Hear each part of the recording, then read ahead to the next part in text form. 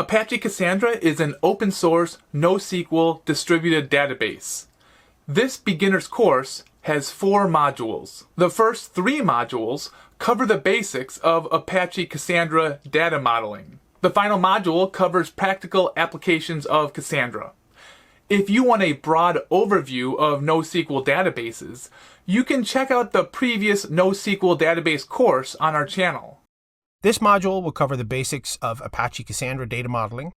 Upon completion of this module, you will be able to differentiate between the relational databases and an Apache Cassandra database, recognize the basic terminologies used in Cassandra tables, explore CQL fundamentals, identify how partitions, primary keys, and clustering columns are used in Cassandra tables, observe the concept of replication and consistency. Upon completing this lesson, you will be able to understand how relational data modeling concepts compare to those used when data modeling for Apache Cassandra. Now you will learn about some differences between relational databases and Apache Cassandra. The Cassandra data model follows Cassandra modeling methodology, while the relational database follows the sample relational model methodology. In Cassandra modeling, we think about the application needs when building the data model. Since queries are the driving force for this model, those queries must be conceptualized before data entry, whereas in a relational model, entities are the driving factor. In relational modeling, primary keys are used to ensure uniqueness of the entities. In Cassandra, modeling primary keys take on an additional significance, particularly in determining performance on a large scale. In order for us to provide high performance and availability on a large scale, Cassandra uses a distributed architecture. Cassandra by default does not support ACID transactions or joins, but uses denormalization instead. Cassandra does not enforce referential integrity across tables. Here's a sample of a relational data model. This is one of many types of relational data models. This model produces conceptual, logical, and physical data models, including steps for normalization and optimizing the data model. Note that queries aren't considered until the very late stages of the process. Let's now look at the Apache Cassandra data modeling approach.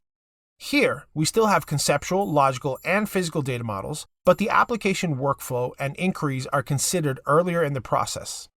This analysis is incorporated early into the logical data modeling phase rather than waiting until the end of the process.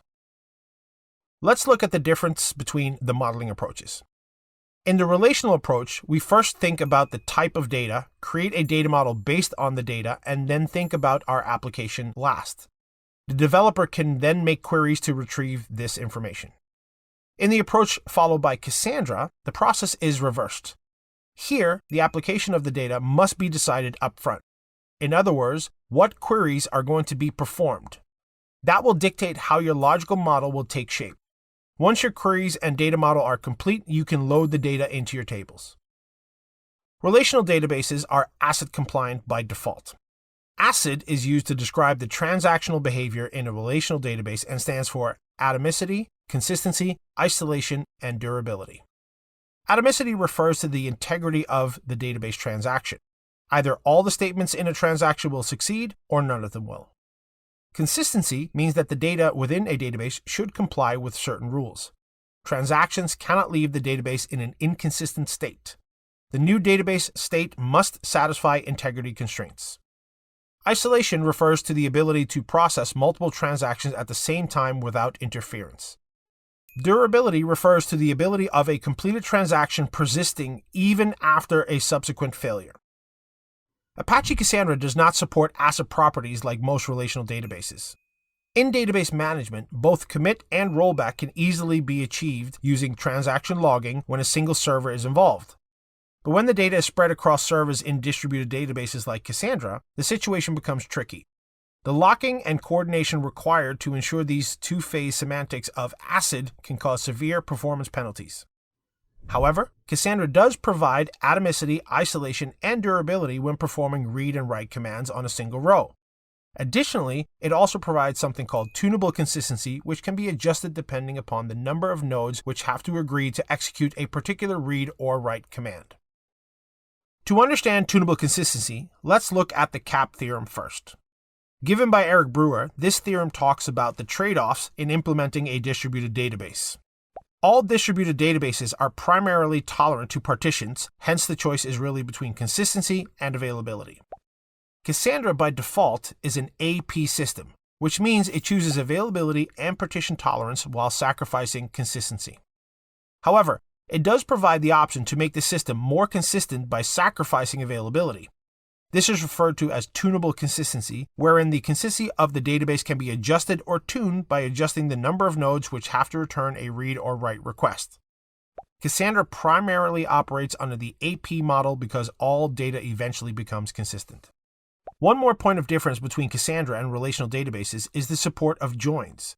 To recall, joins are a statement often used by relational databases to combine data. A join statement facilitates the query through the joining of data from different tables. Take a look at the example below. The join statement combines results from two tables, namely videos, which stores the details of videos, and comments, which stores the comments made by different users on the videos. This is done by the matching of video ID as specified in both the tables. The database matches the video ID for each video and generates a result. This is the output of the join command.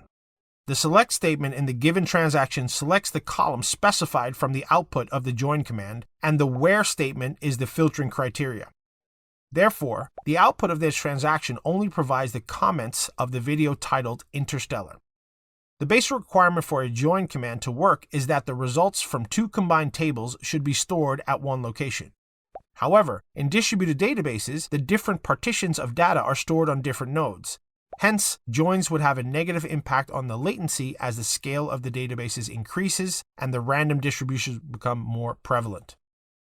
Unlike relational databases, Cassandra does not support joins, but uses denormalization instead. Denormalization ensures that all the required information is confined to the appropriate table without having to perform joins. Organizing data like this can duplicate data in multiple tables, which is cost efficient and allows for faster retrieval of said data. While using Cassandra to organize the data, the developer can decide upfront what tables they want their data to be in. In this example, we have two scenarios in which we want to access comments. First, a video view where all the comments for a particular video can be viewed, and a second, a user view that displays comments made by a particular user. To support this, two tables must be created. The first table, comments by video, supports the ability to access comments for a specific video. Here, video title is used as a partition key. The comment ID helps in defining a unique row in the database for each comment. The second table, comments by user, supports the same data but has a different partition key. Here, the user ID is used as the partition key. Note that these two tables reflect the common naming convention we have for Cassandra tables. We append by something to the table name to convey some idea of the query that the table is designed to support. Joins rely on referential integrity constraints to combine data. Let's look at this point of difference between relational data modeling and Cassandra data modeling. RI refers to the relationship between tables. A value in one table requires the same value to exist in another table. If there is a user in the user by email table, then the user must also exist in the users table and vice versa. This referential integrity is required between tables such that a user is either represented in both tables or none of them, and it also requires for a join to work properly. Cassandra does not enforce referential integrity because this capability requires a read before a write. It is not considered an issue that has to be fixed on the Cassandra side. Although it is a feature that improves performance and accessibility, it is considered a developer prerogative. Referential integrity can be enforced in an application design, but that means more work for the developers.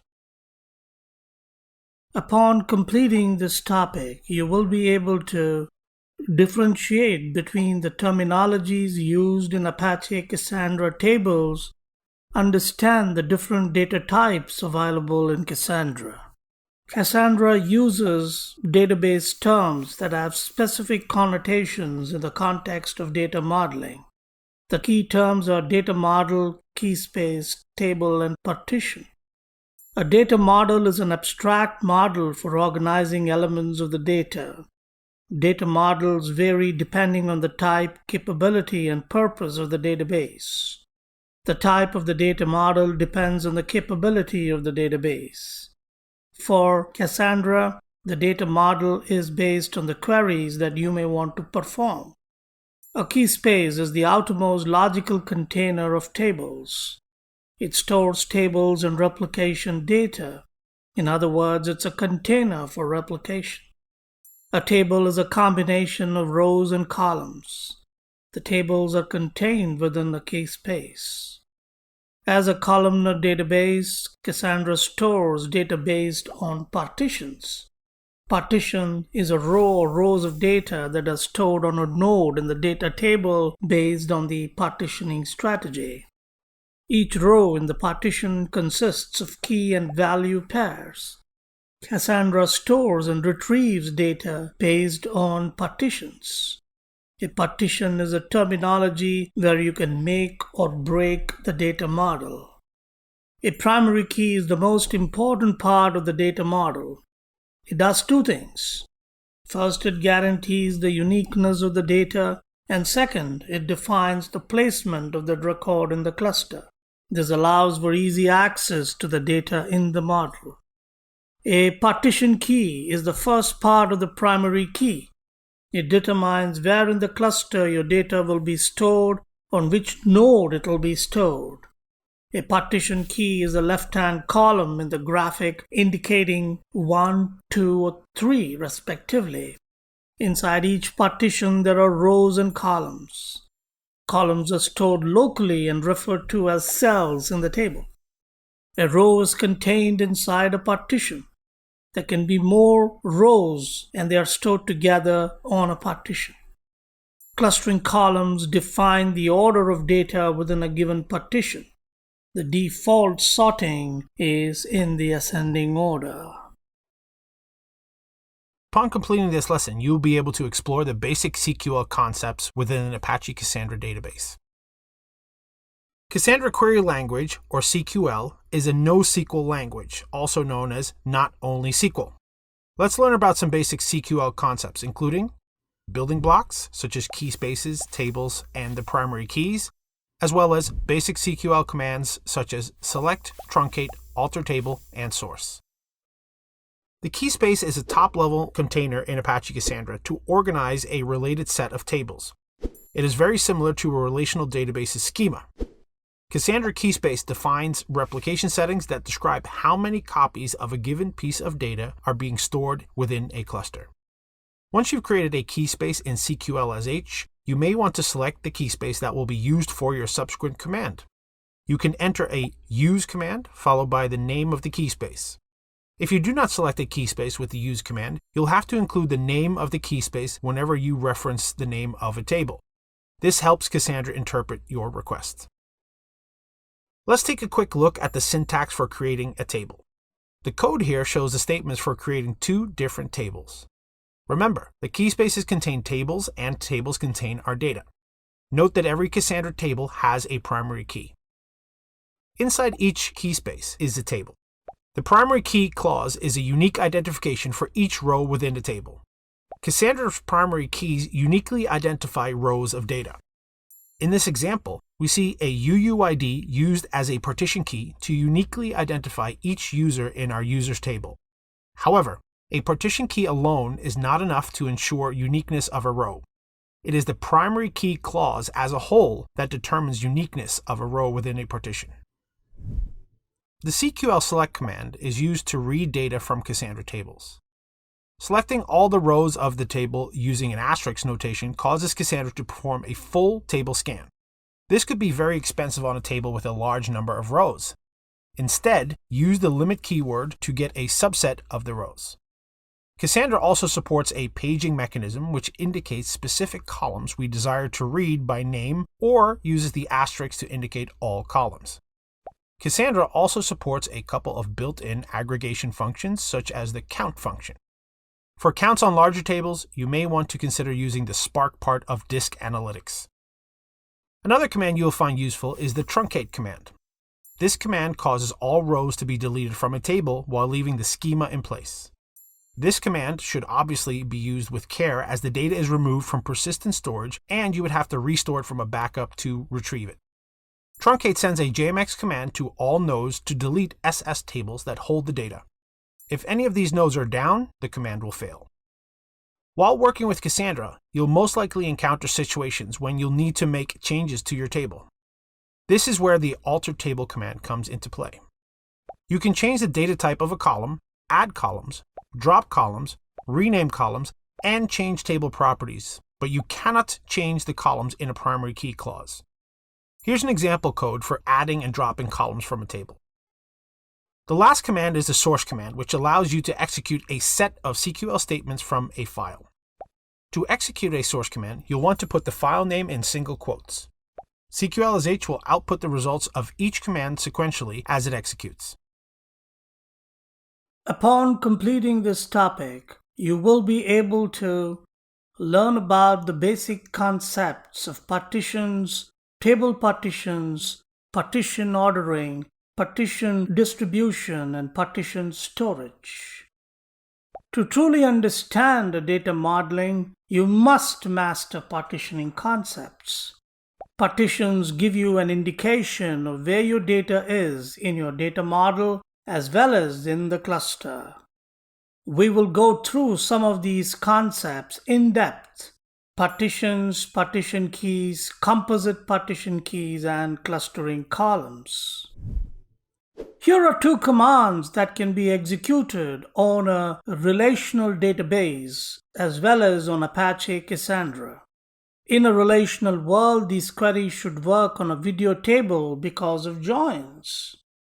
Here, common queries are title equals and added date is less than.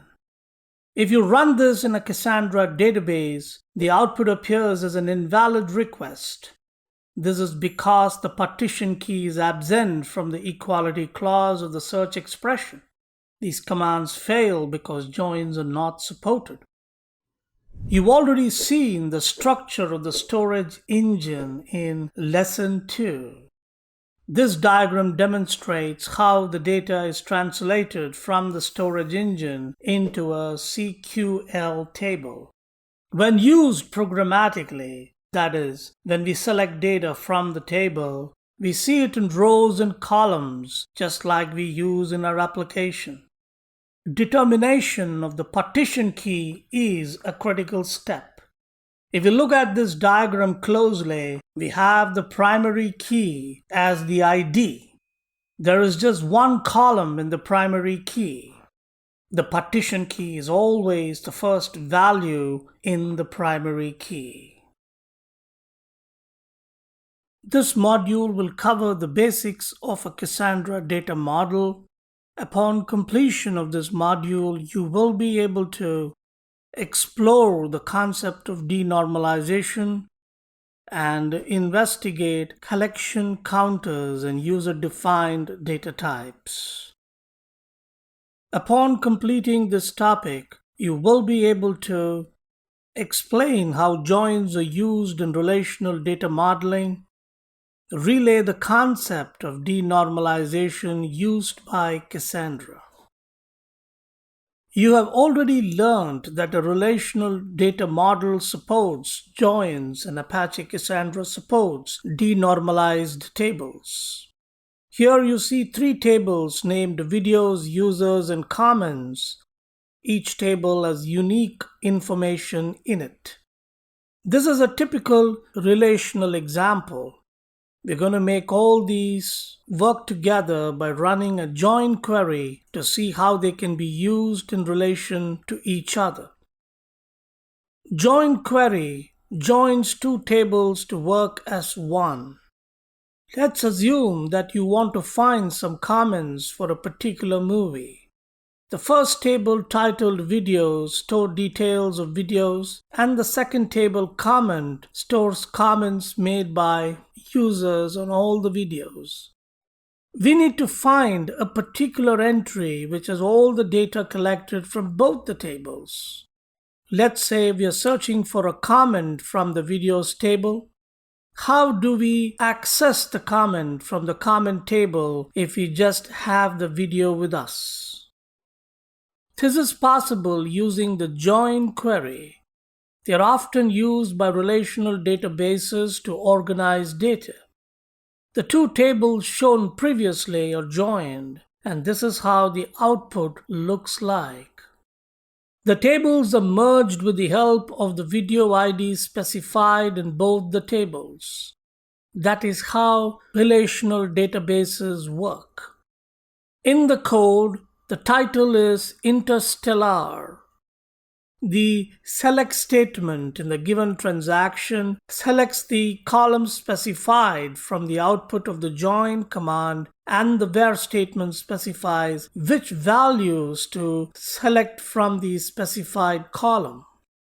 Now this can be used to do a join on two tables and get comments for that one title. This is how RDBMS or relational databases are designed. In the output of this transaction, we will get the comments of the video titled Interstellar. That is how the relational databases were designed to be used, having multiple tables and then using queries to merge and bring outputs. You've just learned how the relational data model works with joins. Now it's time to see how Cassandra works without joins. Let's look at these two tables closely. They look similar, but the primary key is different for both. In the first table, comments by video, the video title is the partition key and the comment ID is the clustering column. And in the second table, comments by user, the user ID is the partition key and the comment ID is used as a clustering column. These are the denormalized tables used in Cassandra of the same joins that were used in the relational data models.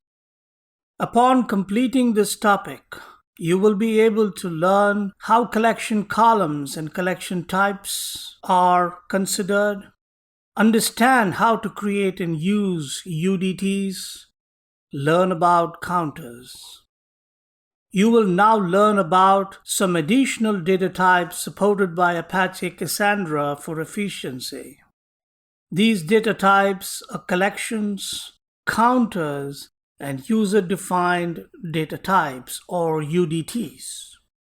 These data types simplify table design, optimize table functionality, store data more efficiently, and might even change the design of the table completely.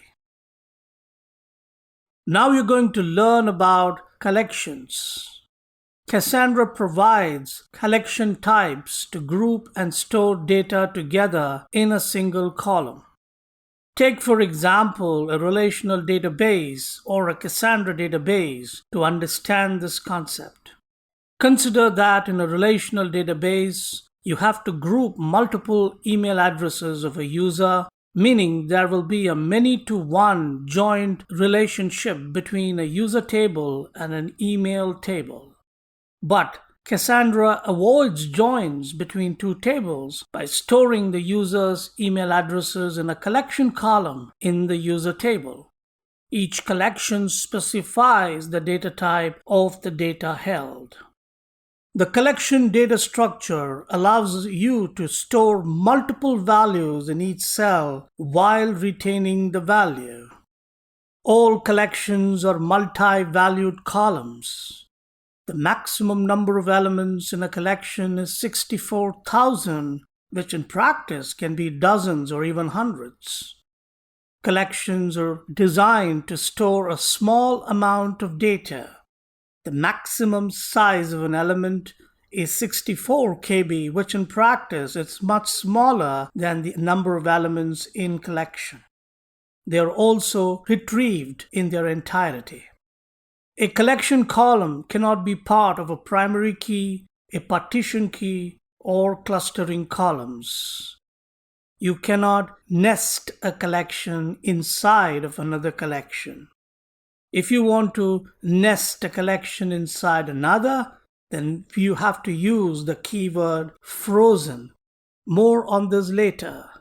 There are 3 collection types in total: set, list, and map respectively. Let's begin with the first collection type, set. It is a list that stores the typed collection of unique values. It is stored on order, but it gives back the data in a sorted order. Let's look at an example of set. Here, a user's table is created with an ID, first name, last name, and a set of email addresses. The data type is represented in angle brackets, so in this example, text data type is used. After that, the values are inserted into the table. Here, there are 2 email addresses because it is common for a single user to have 2 email addresses. List is like a set. It groups and stores values in a single cell. The difference between list and set is that in a list, the values does not have to be unique and there can be duplicates. Lists are stored in a particular order and are accessed by an index. Here's an example of how the user's table from the previous slide is altered to insert a list of frequent destinations.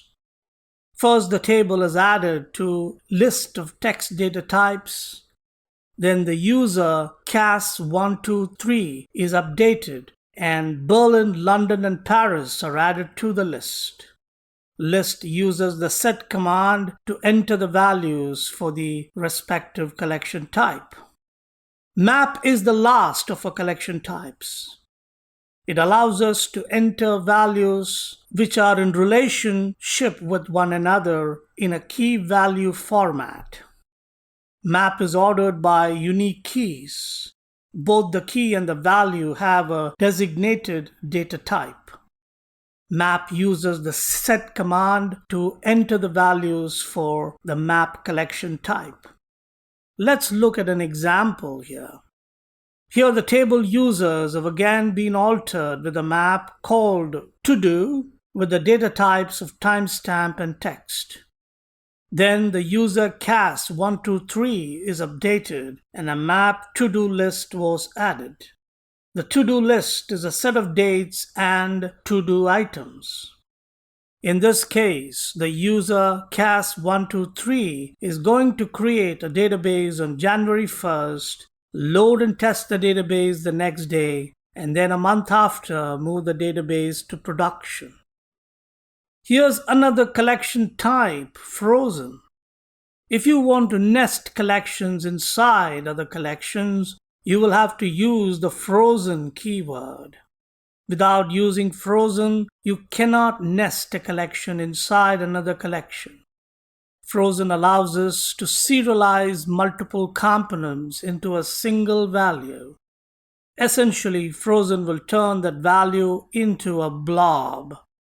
If you want to update a single value in the collection, you can't use the frozen keyword. Now it's time to explore user-defined types, popularly called UDT. UDT allows you to group together similar fields of data that are both named and typed. UDTs can include any supported data types, including other collections and other UDTs. Multiple data fields can be attached, each named and typed to a single column. UDTs allow embedding of more complex data within a single column, adding flexibility to your table and to your data model. Let's look at some examples. Here a UDT is created which has street, city, zip code, and a set of phone numbers. Now all these fields can make up a single address. But in a relational world, it is possible for several users to have the same address. So a new UDT or full name is created, which has the user's first name and last name. Now let's look at how the UDT is used in a table. First, a user's table is created, which includes name, set of direct reports, and a map of addresses. In the name column, the full name UDT is used. After that, a set collection type with full name UDT is used to create a direct reports column. And finally, address UDT is used in a map collection. In relational databases, to find a query, you will have to first join these two tables together, but in Cassandra's denormalization technique, the address is embedded in a single cell of the user's table. A counter is a data type where you can have a column that stores a 64-bit signed integer. They could be incremented or decremented and the values are changed using the update command. Counters need to have a specially dedicated table that can only have primary key and counter columns. Counters can lead to the duplicate data in multiple tables. You can have more than one counter column in your table. Let's say we own a ranch that specializes in cows and we want to count the moo each cow makes. We're going to create a table called moo count. It has the column name, cow name, which is also the primary key of the table, and the moo count is the counter column. Now to add to a moo count, we will use the update command to update the moo counts table each time we hear a moo. In this example, we updated the moo count to increment the value by 8, where the cow name is Betsy.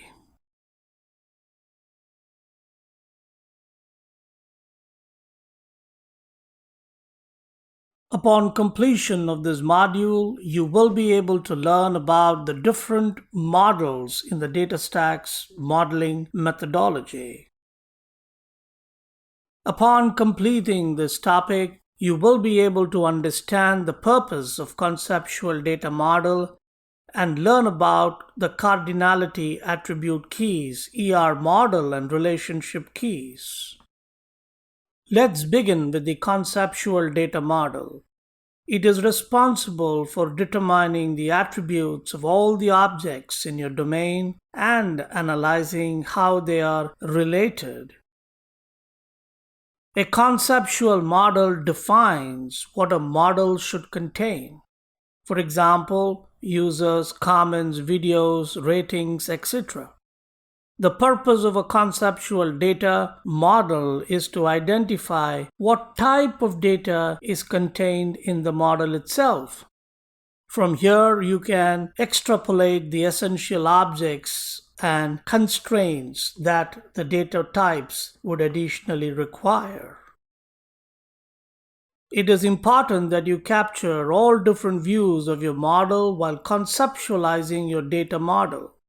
Collaboration with other departments and experts is the key. As a database architect, it is critical that your solutions serve your business needs. You will not always be an expert on the business domain, and therefore it is important to interact with non-technical people to get hold of the details. Both the technical and non-technical members can share, review, and agree upon the conceptual data model. Business experts can then verify and ensure that the conceptual data model is correct and everyone is on the same page.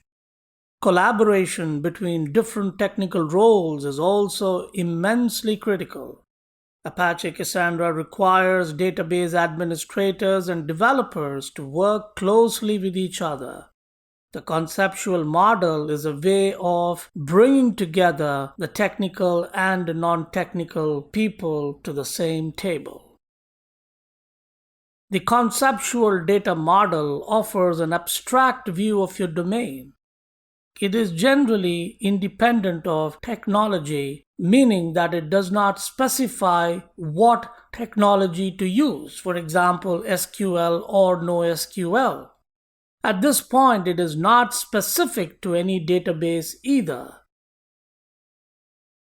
The term cardinality often refers to the relationship between two entities in a given data model.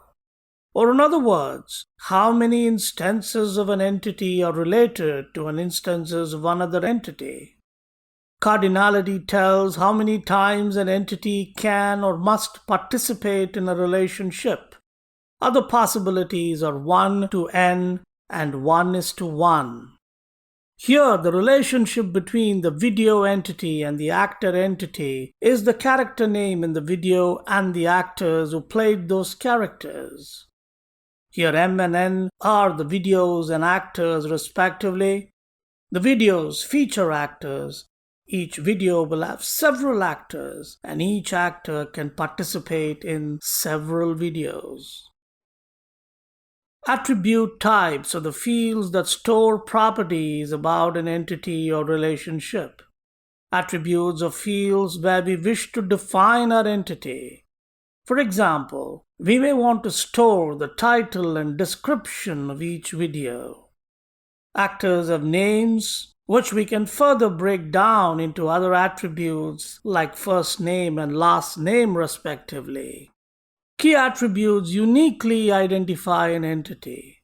Two videos can have the same name or description, but the ID is unique to a single video, and the names are the unique key for actors. Let's look at the entity relationship model. Here we have an entity type, the relationship types, and attribute types. And first we need to identify the entity types. There are different entity types in videos. These are things you're looking for to find information. Attribute types will look at actors and define their first and last names respectively. The relationship type looks at the relationship between the video and the actor. Attributes can have multiple values, and we call these, not surprisingly, multi-valued attributes. Multi-valued attributes store multiple values per attribute. One can refer to these attributes with a double oval diagram around the attribute types. For example, one video can be an example for more than one genre. Now you will learn about the three relationship keys, one-to-one, one-to-many, and many-to-many respectively. In the one-to-one relationship, we use either of the participating entity keys. In this example, a movie can have one defined date for its first showing. So this is an example of a one-to-one key relationship. One-to-many relationships uses the entity key on the many relationship side. Here we have one user, but we can upload multiple videos. Many-to-many relationship combines both the entity keys. Here many actors can be part of multiple videos. Weak entity types are entities that cannot exist without a corresponding strong entity on the other side. For example, if the video vanishes or disappears, then the encoding will disappear too.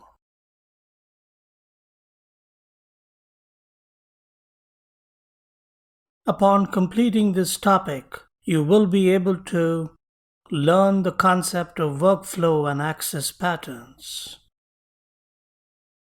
You will learn about application workflow, which describes how users will navigate through the application.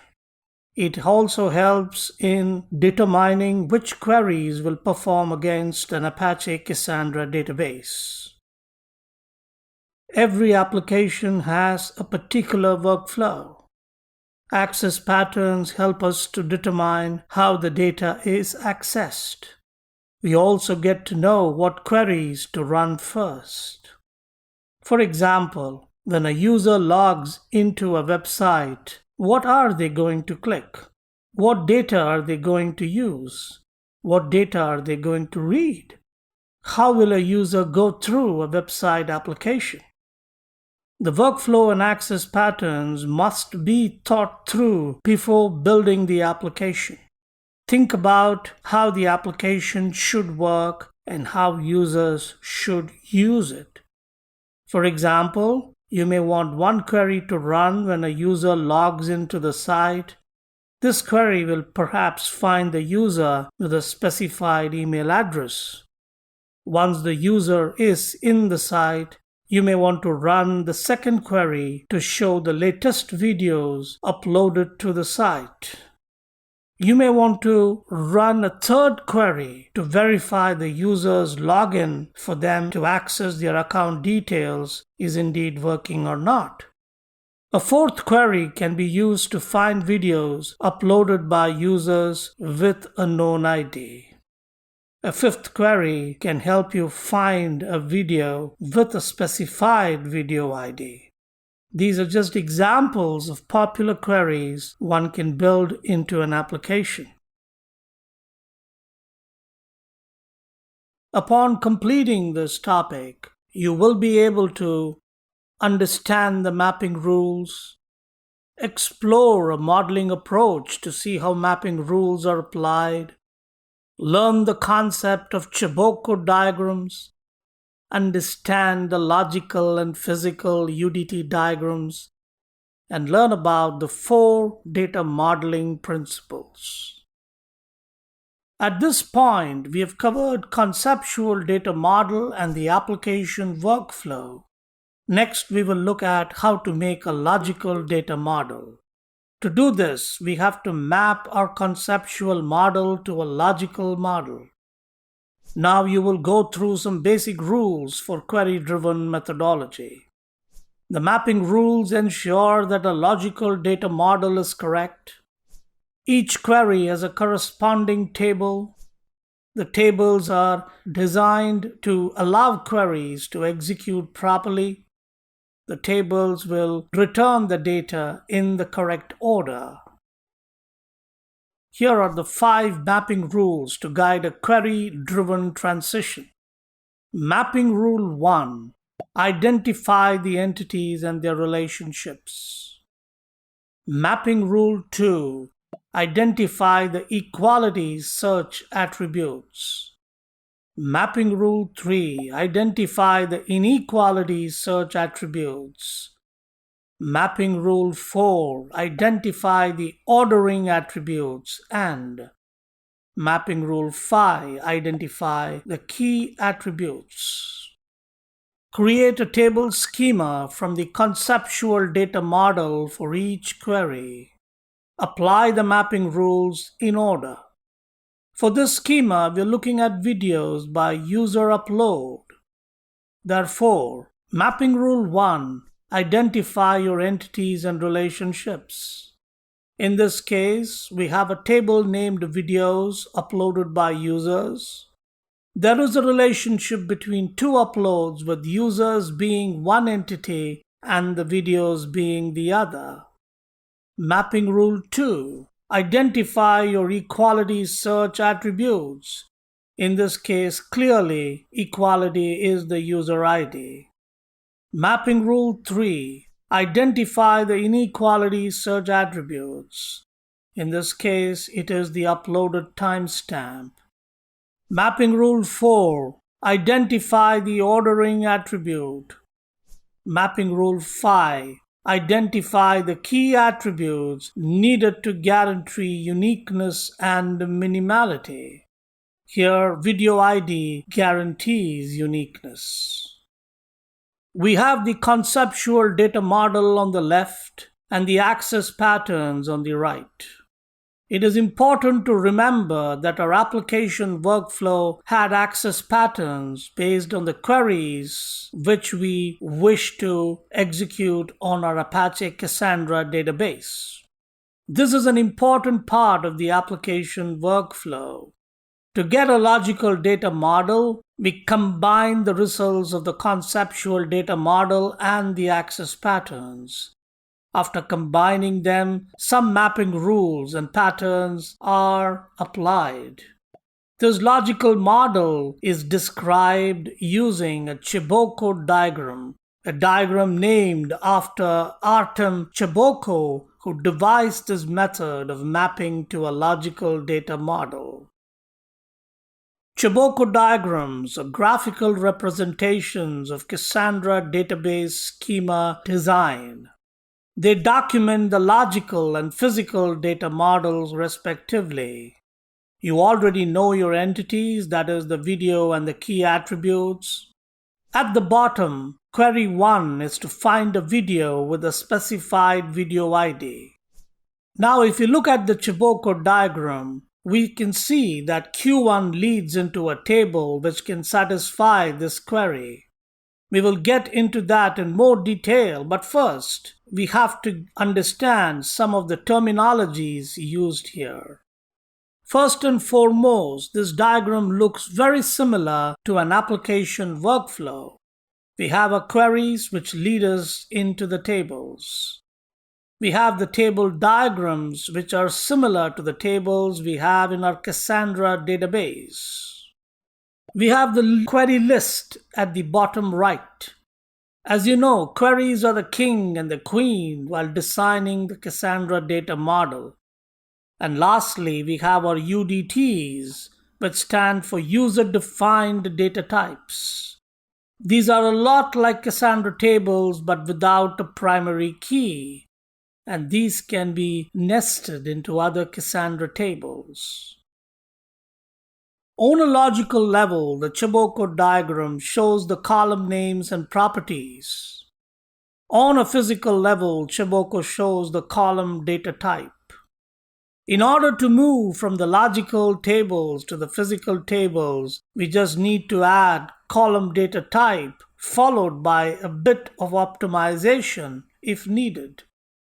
Here is an example of how a table is broken down by column name, data type, and type of column. As you can see, in our table, we have some abstract column names on the left and the corresponding descriptions on the right. Note that the notation on the left corresponds to the description on the right. That is, column 7, which is a list, is in square brackets.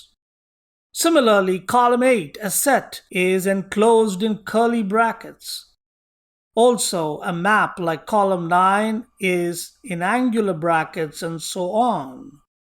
However, the key thing to notice here is that all these columns are followed by their SQL types, which we have previously studied. It is the physical types that makes the table physical. We can now write or create table commands using these column names and their respective types into our database. Also note that column 1 is a partition key, which is represented in the table as K. Similarly, column 2 and 3 are our clustering columns, which are represented by C followed by an upward arrow or downward arrow representing the ascending order or descending order respectively. A static column is specified by S, secondary index column as IDX, and the counter column as a ++. Here you will learn about logical UDT diagrams in detail. UDT is a data type and UDTs can be nested within one another. For example, there is an encoding column in the videos table. This column represents how data is stored in the database. There is more information about the data than just simple text. Hence, it is encapsulated and stored in the encoding UDT. It has attributes of encoding height, width, and bit rates. The same is true for actor name, which encapsulates the first name and last name of the actor and stores it into the UDT column. If we want to have a single column to store both first and last name or have them stored differently, it is important to remember that UDT can be very helpful in such cases. Here is the same diagram but with the SQL types explicitly specified. This is a representation of the physical layer UDT diagrams. Please notice how real SQL types have been specified for each column. This is a classic example of a logical data model in the form of a detailed Chiboko diagram for the killer video domain. Take a moment and carefully observe this diagram for all the concepts that we have covered so far. We have queries, which access our access patterns, our tables with different kinds of data, an application workflow that links these queries to the tables, and our encoding UDT defined. Here are the four main principles of Cassandra data modeling. Know your data, know your queries, nest data, and duplicate data. We will look at each of these principles in more detail. Understanding the data is key to a successful implementation of a database. A proper understanding of data provides the understanding to organize the data as well. As we have seen, space and time are often our primary concerns while data modeling. In Cassandra, we sacrifice space in order to reduce time. Hence, organization of data is of utmost importance. The conceptual data model provides us with the data capturing information. Once we define what is to be stored, we move on to create our database. This not only helps in successful organization, but also helps in preserving the properties of the data that is required. Part of understanding the data requires understanding a primary key as well. To recall, primary keys take care of two essential things: uniqueness and satisfying queries. Entity and relationship keys affect the table primary keys. Primary key uniquely identifies a row, entity, and a relationship. Let's look at the following tables, for example. The video tables has video ID as its primary key. Here the primary key makes no attempt at organizing the data so as to satisfy queries at later stages. On the other hand, the table videos by user has a primary key along with clustering columns which specify ordering in order to help with queries that result in returning the results in a specified order. The relationship cardinalities as well as the data cardinality are very important when it comes to data modeling. Data cardinality helps in selecting an efficient partition key, whereas the relationship cardinality helps in satisfying the queries. Queries are the center of data modeling in Cassandra and captured by the application workflow models. Each entity is created with queries in mind. In Cassandra, it's always better to reduce the number of partitions that are to be read for a query result. Table schema also changes if the queries are changed. To achieve this, it is extremely important to clearly understand the kind of data required out of the read operations. Single partition per query is the most efficient access pattern. Entities in Cassandra are designed in such a way that queries can generate the results with a minimum number of reads. Ideally, the data should be organized in such a way that each query can retrieve the results from a single partition search. Partition can be single row or multi-row respectively. In this example, if we want to query for a particular partition, we can give the partition key. Then the node having the partition is determined and the data is retrieved by the node and returned to us. No additional filtering or searching the entire cluster is required. However, there are cases when multiple partitions have to be accessed to retrieve the results, and although this is a less efficient way of doing things in Cassandra, it is acceptable to some extent as long as these kind of queries are limited in number. However, the strict anti-pattern that has to be avoided at all costs is asking the database to perform a linear search through all the partitions of all the tables to fetch the result for a particular query. Since most of the data is stored in distributed nodes, it is highly inefficient to go through all the data stored at multiple locations, and it defeats the whole purpose of having a horizontally scaled database. After completing this topic, you will be able to learn the concept of data nesting and explore the 3 ways of nesting data. Until now, we've talked about creating a logical data model by combining the results of a conceptual data model and accessing the pattern of application workflow by applying mapping rules and patterns.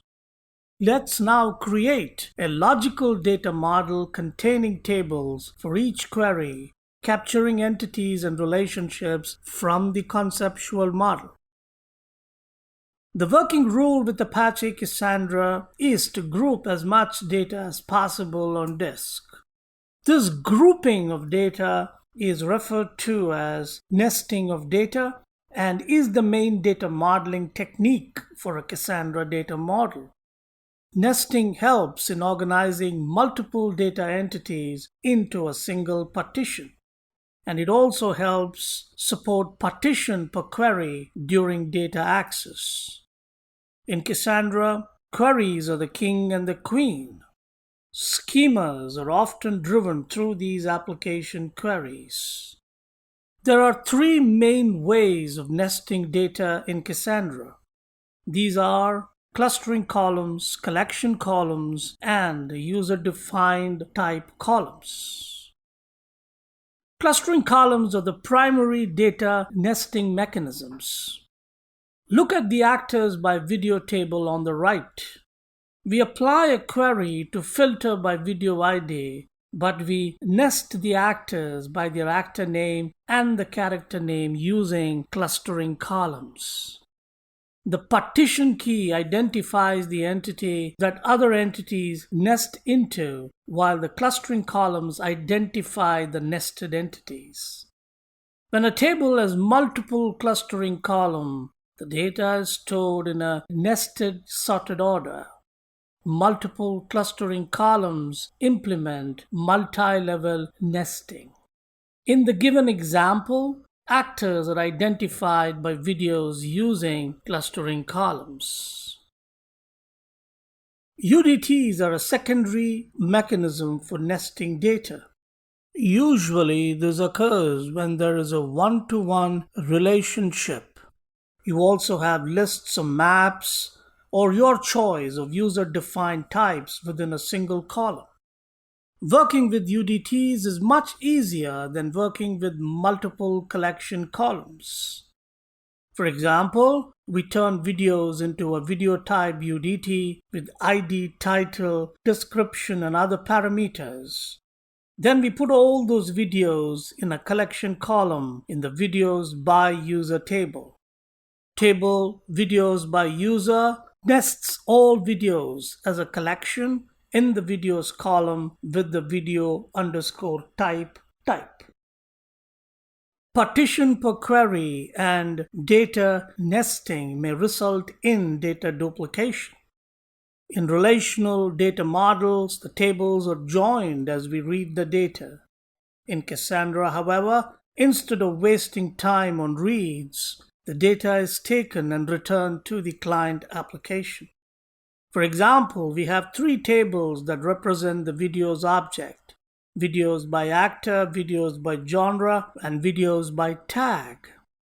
This duplicates data across tables, partitions, and rows. That means every time we want to store a new video, we have to write the record into each one of these tables to keep them in sync. Upon completing this topic, you will be able to learn how to use data types in a table, understand the ways to load data into the table, and explore some of the features of CQL copy. Here's our data modeling methodology again. We have created our conceptual model and our application workflow. We have also applied the mapping rules, created a logical data model, and now it's time for us to create our physical data model. To make a physical model, add data types to each column of a logical model. Physical models also optimize efficiency and performance, ensuring that the partition sizes won't grow too large and will return the queries quickly. Here, we have a logical version of comments by user and a physical version of comments by user.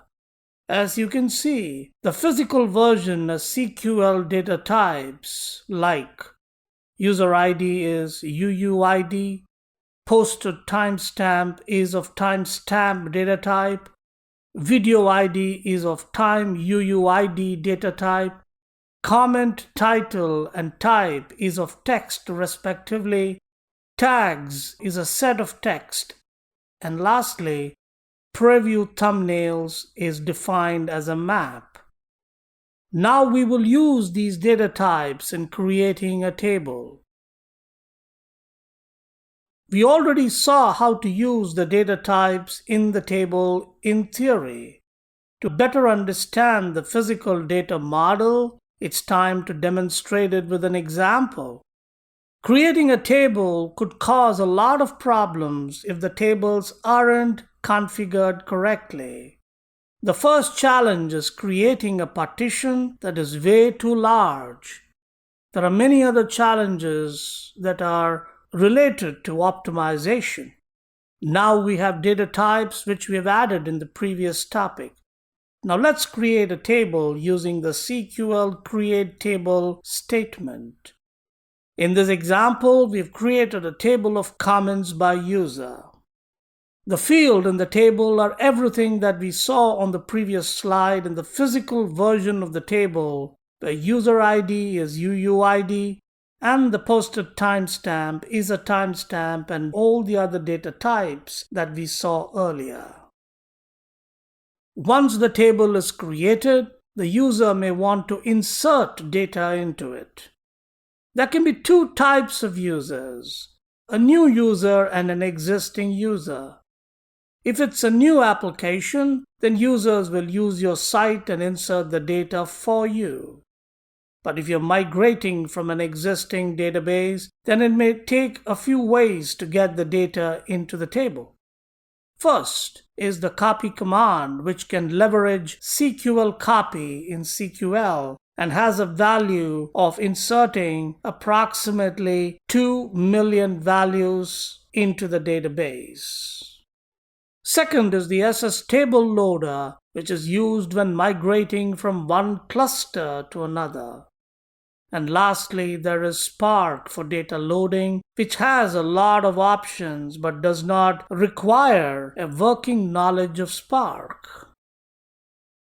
Here are some basic SQL copy features. Copy to exports data from a table to a CSV file. Copy from imports data to a table from a CSV file. In SQL copy, the process verifies the primary key and updates the existing records accordingly.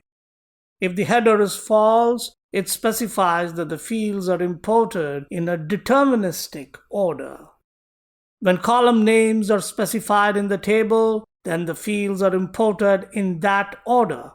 If any field is missing or empty, it is set to null.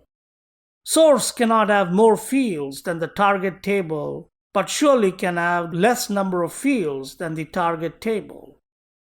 So let's look at an example of basic data loading with SQL copy. This is a good method to use and to get started. We will import the data in column 1, column 2, and column 3 from the CSV file table1data.csv when header is equal to true.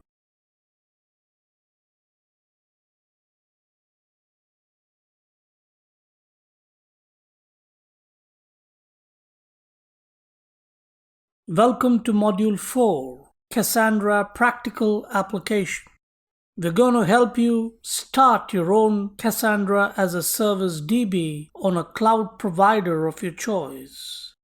Cassandra as a Service is named Astra DB and is provided by DataStax. Upon completion of this module, you will be able to create your own Astra DB instance and perform the workshops. Upon completing this lesson, you will be able to perform the workshop related to this course. Earlier we learned about different APIs to connect to our Astra DB, like the Document API, GraphQL API, and the REST API. All of these APIs are part of a project called Stargate. Stargate is built into Astra DB for your convenience. If you would like to learn more about what Stargate is, how it works, how you can get involved in the open source project, please go to stargate.io for more information.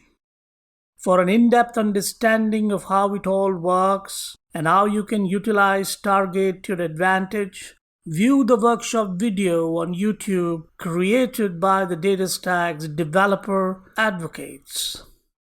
Scan the QR code to go to the video or copy the link and paste it in your preferred browser.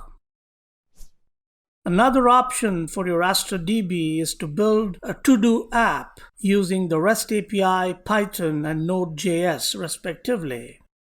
This is an example React to-do application built using a DataStax Astra free tier database. For an in-depth understanding of how it all works, view the workshop video on YouTube created by the DataStax developer advocates. Scan the QR code to go to the video or copy the link and paste it in your preferred browser. In this example, we discover a fully reactive version of the Spring Pet Clinic application using Spring Web Flux. This example is considered an intermediate level application for developers to build on Astra DB. For an in-depth understanding of how it all works, view the workshop video on YouTube created by the DataStax developer advocates. Scan the QR code to go to the video or copy the link and paste it in your preferred browser. Earlier in this course, we carried out some basic data modeling to understand how Cassandra can best be built and deployed. If you wanted to do a deeper dive into a more advanced data modeling for your app, we also have a workshop available for you to view on YouTube from the DataStax developer advocates. Once again, scan the QR code to go to the video or copy the link and paste it in your preferred browser. Throughout this course, we had mentioned using Spark for specific functions on Astra DB, including data loading and connecting.